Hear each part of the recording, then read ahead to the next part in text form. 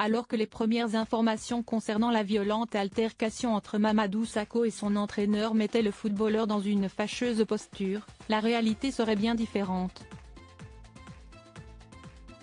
D'après les informations de RMC Sport, le coach de Montpellier aurait un rôle primordial dans cette empoignade qui pourrait entraîner l'éviction de l'ancien Parisien.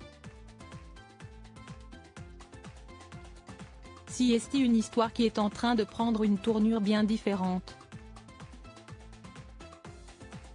Mardi 24 octobre, plusieurs médias ont rapporté des faits très surprenants qui se seraient passés lors de l'entraînement du club de Montpellier.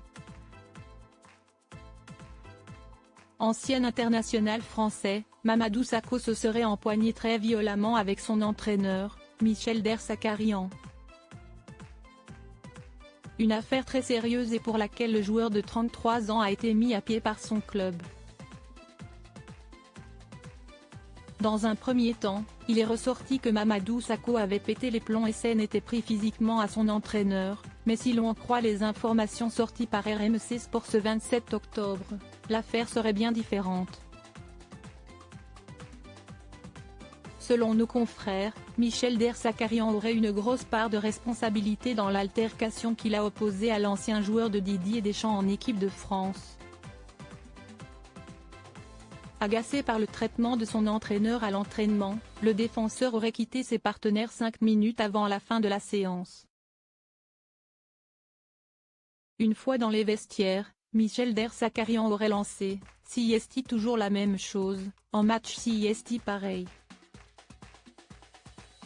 La phrase de trop pour Mamadou Sakho, qui n'a que très peu joué depuis le début de la semaine, qui interpelle son entraîneur pour lui rappeler qu'il a une attitude irréprochable malgré son faible temps de jeu. « Je n'ai pas peur de toi », lui aurait alors lancé l'homme de 60 ans, avant de se diriger vers l'ancien Parisien pour faire un front contre front. Une situation extrêmement tendue entre les deux hommes, avant que Michel Dersakarian ne pousse son joueur au niveau du torse, comme l'indique RMC Sport.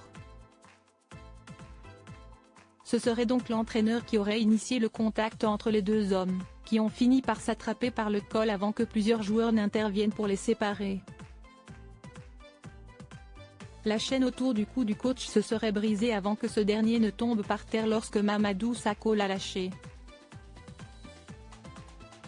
Une histoire bien différente de la première version. Reste à savoir désormais ce que le club de Montpellier va faire avec son joueur, dont le contrat expire dans 8 mois.